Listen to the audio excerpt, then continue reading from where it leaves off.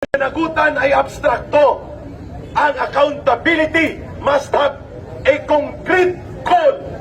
It cannot be abstract. Anong uri ng panawagang pananagutan pero ayaw yung tumpukin na si Marcos ang mastermind? Malinaw po yun. Hindi pwede na ang krimen ay walang mastermind. Yan ang ibig nating sabihin. Kaya, samahan niyo si Ka-Eric sa panawagan ng bayan. Marcos, sumuko ka na! Samahan si Ka-Eric. Marcos, sumuko ka na!